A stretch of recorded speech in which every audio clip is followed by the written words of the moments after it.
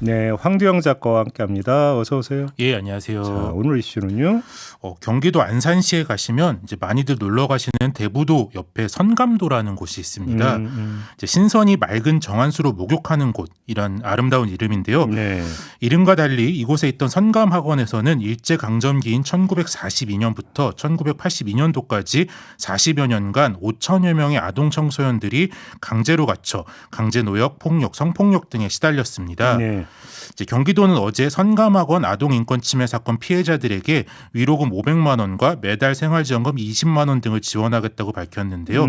아동 등에 대한 집단적 국가폭력 사건에 대해 공적으로 현금성 지원을 한 첫 사례입니다. 근데 피해자가 5천 명이 넘어요?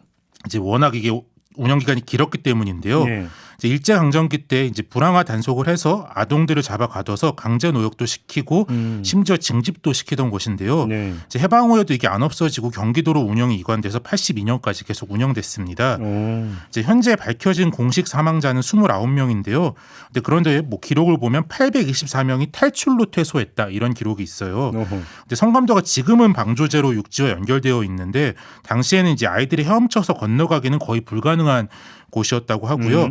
생존자들은 탈출하다가 허다하게 죽어나갔고 사체를 건져내지도 않았다 이런 얘기들을 하고 있어서 예. 실제 사망자는 훨씬 많을 것으로 추정됩니다. 근데 해방 후에 이게 경기도에서 운영을 했기 때문에 경기도가 위로금을 준다 이런 이야기가 되는 건가요? 네, 근데 뭐 경기도만 온전히 책임이 있는 건 아니고요. 네. 진실화해위원회는 지난 9월 불황화 단속 정책을 주도한 법무부, 행정안전부, 보건복지부와 불황화 단속의 주체였던 경찰 그리고 이제 성감학원을 운영했던 경기도의 사과와 대책을 권고했는데요.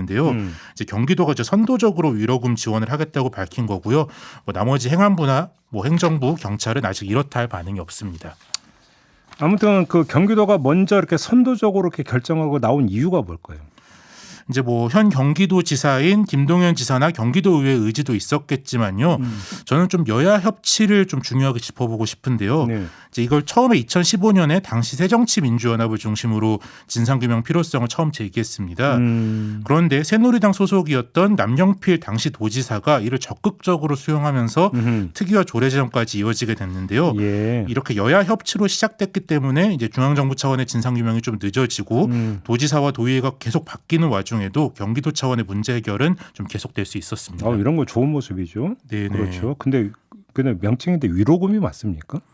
이제 배상을 하려면요 법적 근거가 명확히 있어야 되는데요. 그래서 일단 예, 위로금이라고. 그래서 이제 그건 뭐 특별법이나 법원의 판단이 좀 있어야 됩니다. 아무튼 근데 지금 이 성감학원 같은 비슷한 사례가 여기저기 있잖아요.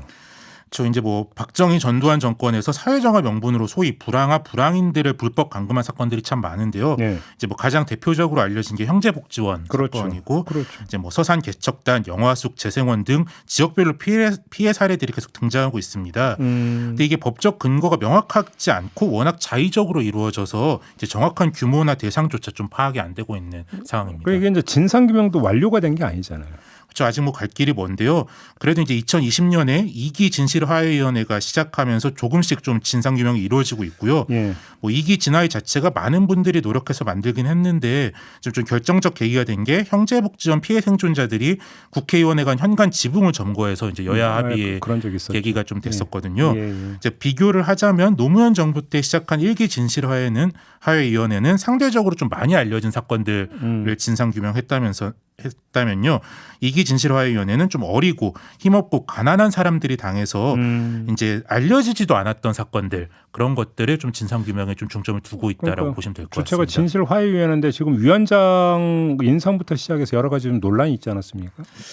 최근 취임한 이제 김강동 진실화위원장이 권위주의 정권을 좀 긍정적으로 평가한다 그런 논란이 있었는데요. 예. 뭐 진화의 내부에서는 정권이 바뀌면 좀 그런 인사가 될 수도 있다라는 우려가 애초에 좀 있었던 것 같아요.